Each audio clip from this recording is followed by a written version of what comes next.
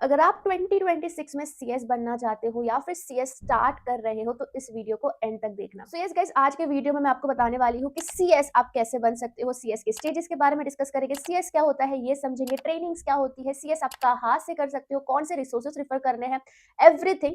ये 15 मिनट का जो वीडियो है वो आपका आगे आने वाला 50 साल पूरा डिस्कस कर लेगा, एक पूरी क्लैरिटी मैप आपको मिलने वाली है। So yes friends, welcome back to my channel. This is Neha Patel. मैं खुद एक कंपनी सेक्रेटरी और लॉयर हूँ। मैंने सीएस क्लियर किया था in the year 2020 with an all India rank in all the 3 stages and trust me guys, 2020 के बाद से सीएस काफी ज्यादा चेंज हुआ है एंड 2026 में तो काफी ही ज्यादा चेंज हो गया है। सीएस क्या चेंज हुआ है वो भी हम इस वीडियो में डिस्कस करेंगे, तो चलो शुरू करते हैं। तो गाइस, सबसे पहले मैं कुछ डाउट्स क्लियर करना चाहती हूँ। बच्चों को ये डाउट आता है कि मैं साइंस बैकग्राउंड से हूँ तो क्या मैं सीएस कर सकता हूँ, तो डेफिनेटली सीएस में कोई एंट्री बैरियर नहीं है। आप साइंस से हो, आर्ट्स से हो, कॉमर्स से हो, हर कोई सीएस कर सकता है।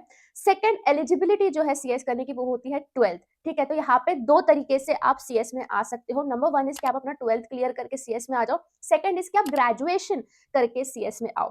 तो 12th की बात करो तो 12th के बाद आपको 3 स्टेजेस करने पड़ेंगे। पहला होता है सीएस ईटी जो कि आपका एंट्रेंस है, उसके बाद CS executive and then CS professional.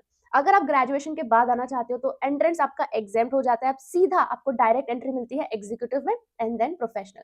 मेरी पर्सनल रिकमेंडेशन यही होगी कि आप 12th के बाद से ही सीएस स्टार्ट कर लो, अगर आप एकदम श्योर शॉट क्लियर हो, बिकॉज जब तक आप ग्रेजुएट होगे तब तक तो आप सीएस बन भी जाओगे। 3 ही साल का कोर्स होता है, दैट्स राइट। तो अभी हम बात करते हैं इसके पहले स्टेज की जो कि है CS ET, CS executive entrance exam test. Now guys, इसमें काफी ज्यादा चेंज आया है। अगर आप 2026 के पहले सीएस करने की सोच रहे थे ना, तो सीएस ईटी आप घर बैठे बैठे एमसीक्यू में अपने कंप्यूटर में पास हो जाते, बट अभी आपको एक्चुअल में सेंटर्स में जाना पड़ेगा और आंसर लिखना पड़ेगा।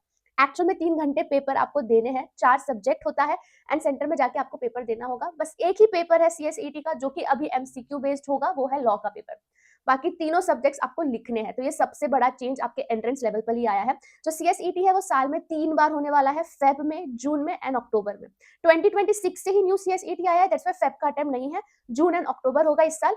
2027 से it will be Feb, June and October. अगर आप जून के लिए रजिस्टर करना चाहते हो तो 15 Feb is the last date for CSET June attempt. अक्टूबर में रजिस्टर करना चाहते हो तो 31 May is the last date for October CSET attempt. CSET में टोटल 4 सब्जेक्ट्स होते हैं जो कि मैं आपको स्क्रीन में दिखा देती हूँ। एंड जैसे कि मैंने आपको बताया कि इसमें से स्टार्टिंग के 3 पेपर्स आपको लिखने हैं एंड लॉ का जो पेपर है वो आपका एमसीक्यू बेस्ड होगा, बट वो भी आपको सेंटर में जाके करना है। सीएसईटी ऐसा स्टेज है कि जो आप एक्चुअल में खुद से पढ़कर भी क्लियर कर सकते हो, बट मैं रिकमेंड करूंगी कि आप कोई कोचिंग या फिर यूट्यूब से लेक्चर्स देखो ताकि आपको इन डेप्थ सीएस की नॉलेज मिले, उसका करिकुलम पता चले, वे ऑफ आस्किंग क्वेश्चंस पता चले एंड मेक श्योर करना कि आप इसमें राइटिंग प्रैक्टिस बहुत सारी करो, तो आपके लिए सीएसईटी क्लियर करना इजी हो जाएगा। जैसे ही आप सीएसईटी क्लियर कर लेते हो उसके बाद आपको एक ट्रेनिंग करनी पड़ती है जो कि होती है 3 डेज ओरिएंटेशन प्रोग्राम, टीडीओपी। या आप आईसीएसआई वेबसाइट में जाके अपने आप को रजिस्टर कर सकते हो, घर बैठे बैठे भी टीडीओपी दे सकते हो या फिर अपने आसपास के कोई आईसीएसआई सेंटर में जाके भी टीडीओपी दे सकते हो।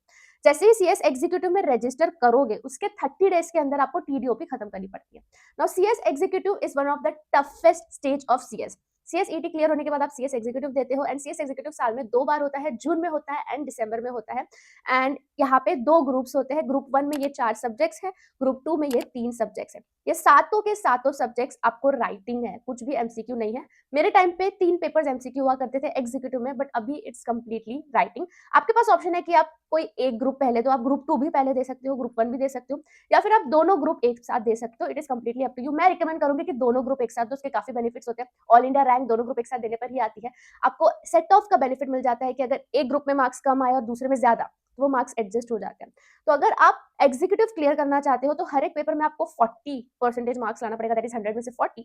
एंड ग्रुप वाइज देखा जाए तो एवरेज 50% आपको लाना पड़ेगा। जैसे ग्रुप 1 में 400 में से 200 लाना पड़ेगा, ग्रुप 2 में 300 में से 150 आपको लाने पड़ेंगे, तब जाके आप एग्जीक्यूटिव क्लियर करें। यही सेम पासिंग परसेंटेज सीएसईटी का भी है कि इंडिविजुअल सब्जेक्ट्स 40 एंड एवरेज 50। यही सब में, प्रोफेशनल में भी यही है। This is your exam passing percentage structure. Now guys, executive में you have to be very careful because यहाँ पे जो लेवल ऑफ क्वेश्चंस आपसे पूछे जाते हैं वो कंप्लीटली डिफरेंट होते हैं जो हम एक्चुअल में 12th में पढ़ते आए हैं। तो यहाँ पे आपको मेक श्योर करना है कि आप पास्ट के क्वेश्चंस बहुत रेगुलर बेसिस पे सॉल्व कर रहे हो, आप राइटिंग प्रैक्टिस और टेस्ट काफी रेगुलर बेसिस पे दे रहे हो, आप लेक्चर्स डेली बेसिस पे देख रहे हो, बैकलॉग्स नहीं क्रिएट कर रहे हो और रिविजन कंसिस्टेंटली कर रहे हो। सेल्फ स्टडी पर भी अच्छा खासा टाइम इन्वेस्ट कर रहे हो। अगर आप डिटेल एग्जीक्यूटिव की स्ट्रेटेजी जानना चाहते हो तो मैंने काफी सारे वीडियोस बनाए हुए हैं, plus all India rank series जो कि 30 डेज की है वो भी मेरे यूट्यूब चैनल पर लाइव है। अगर आप ऑल इंडिया रैंक लाना चाहते हो तो वो सीरीज जरूर देखना, उसमें मैंने सारे मेरी स्ट्रेटेजीज और टिप्स डिस्कस की है विद स्टडी रूटीन। अब अगर आप सीएस एग्जीक्यूटिव क्लियर कर जाते हो तो ये बहुत ही बड़ी बात है, बहुत अच्छी बात है। सीएस एग्जीक्यूटिव क्लियर करने के बाद आपके पास दो ऑप्शन आता है। एक ऑप्शन तो ये आता है कि आप अपनी ट्रेनिंग स्टार्ट कर दो, जो कि प्रैक्टिकल ट्रेनिंग होती है 21 मंथ्स की। आपको एक्चुअल में कॉर्पोरेट या फिर फर्म में जाके इसको करना होता है। तो ये ऑप्शन हमारी आईसीएसआई देती है कि आप इसको एग्जीक्यूटिव के बाद भी स्टार्ट कर सकते हो या प्रोफेशनल के बाद भी स्टार्ट कर सकते हो। जब भी स्टार्ट करो 21 मंथ्स की होती है। तो यहाँ पे आपको ऑप्शन आता है कि एग्जीक्यूटिव के बाद आप ट्रेनिंग स्टार्ट करो या तो आप प्रोफेशनल दो। मैं रिकमेंड करूंगी कि ट्रेनिंग स्टार्ट कर दो और साथ में प्रोफेशनल दे दो। फॉर एग्जांपल, अगर आप जून 26 में एग्जीक्यूटिव क्लियर करते हो तो आपके पास ऑप्शन आता है जून 27 में प्रोफेशनल को अपीयर करने का। एक साल का गैप तो रहने ही वाला है, तो उसमें आप अपनी एक साल की 12 मंथ्स की ट्रेनिंग भी खत्म कर सकते हो एंड एक ग्रुप के लिए भी प्रिपेयर कर सकते हो प्रोफेशनल का। तो ये ज्यादा स्ट्रेटेजिकली देखा जाए तो जल्दी आपकी ट्रेनिंग भी खत्म हो जाएगी एंड फिर आपका प्रोफेशनल भी खत्म हो जाएगा। अगर आपको ट्रेनिंग एग्जीक्यूटिव के बाद नहीं देनी है तो आप सीधा एक साल के बाद प्रोफेशनल में दोनों ग्रुप के लिए अपीयर करना। तब जब आपका प्रोफेशनल क्लियर हो जाएगा उसके बाद फिर आप 21 मंथ्स की ट्रेनिंग स्टार्ट कर सकते हो। It is completely up to you. अब जैसे ही आप प्रोफेशनल में आते हो तो यहाँ पे भी अगेन दो ग्रुप होता है। ग्रुप 1 में 4 सब्जेक्ट जो कि ये रहे, ग्रुप 2 में 3 सब्जेक्ट जो कि ये रहे। यहाँ पे जो दो पेपर है वो इलेक्टिव होते हैं ना। इलेक्टिव मतलब कि आप देख के आंसर लिख सकते हो, बट दैट डजंट मीन कि वो इजी होने वाला है। बच्चे इसी सब्जेक्ट में फेल होते हैं बिकॉज कहीं से भी वो क्वेश्चन आपको पूछ सकते हैं। तो प्रोफेशनल में जैसे ही आप आओगे आपको एक्चुअल में सारा पता चल गया होगा कि आईसीएसआई का माइंडसेट क्या होता है, आईसीएसआई किस लेवल के क्वेश्चन पूछता है, कैसे आपको राइटिंग करनी है। बट इलेक्टिव ऐसा पेपर है जिसमें बच्चे घबरा जाते हैं और बच्चे स्टक हो जाते हैं। तो जैसे प्रोफेशनल में आप आओगे you have to be very cautious of elective ना। प्रोफेशनल भी आप क्लियर कर लोगे ना, फिर भी आप अपने नाम के आगे सीएस नहीं लगा पाओगे, क्योंकि इसके बाद एक और ट्रेनिंग होती है जो कि है सीएलडीपी, कॉर्पोरेट लर्निंग डेवलपमेंट प्रोग्राम। ना ये ट्रेनिंग आपको करनी पड़ती है जो कि एक्चुअल में ऑफलाइन होती है, 30 डेज की होती है, 15 days online 15 days offline.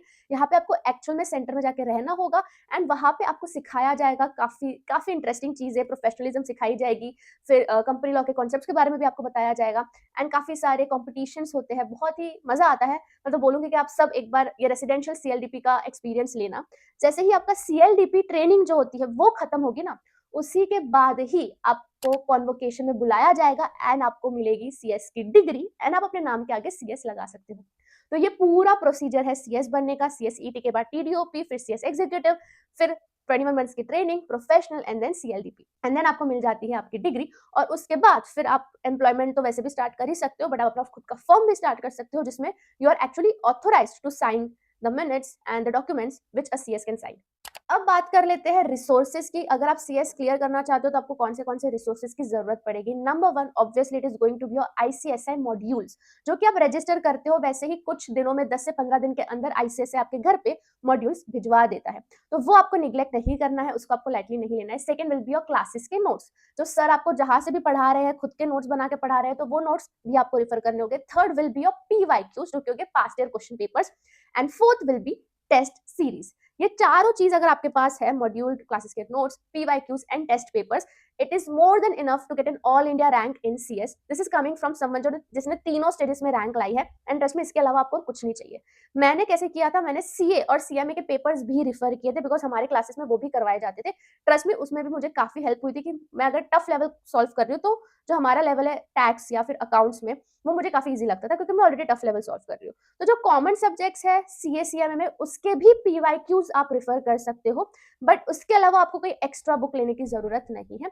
Test series के लिए मैं आपको रिकमेंड करूंगी रैंकर्स, जो कि मेरा खुद का प्लेटफॉर्म है जिसमें हजारों बच्चे ऑलरेडी सीएस बन चुके हैं जो कि इतने सालों से स्टक थे, वो रैंकर्स में आने के बाद क्लियर हुए। बिकॉज यहाँ पे हम डिटेल्ड चैप्टर वाइज आपको टेस्ट सीरीज देते हैं, प्लस मॉक पेपर्स देते हैं, 24/7 डाउट सॉल्विंग सपोर्ट होती है, राइटिंग प्रैक्टिस सेशंस लेते हैं, इसी के साथ ही साथ मॉड्यूल के पीछे के क्वेश्चन सॉल्व करवाते हैं। So it is all in one platform for your writing practice and इसमें 50% ऑफ भी चल रहा है, तो आप स्पेशल 50 कूपन कोड का यूज करके रैंकर्स में एनरोल कर सकते हो। काफी सारे बच्चे हमको ट्रस्ट करते हैं, जैसे कि आप खुद रिव्यू देख सकते हो and I also want you to be a part of rankers wave. अगर मैं स्ट्रैटेजी की बात करूं तो आपका डेली रूटीन जो लेक्चर्स और रिवीजन है वो दिखना चाहिए कि आप डेली लेक्चर्स के साथ ही साथ रिवाइज भी कर रहे हो।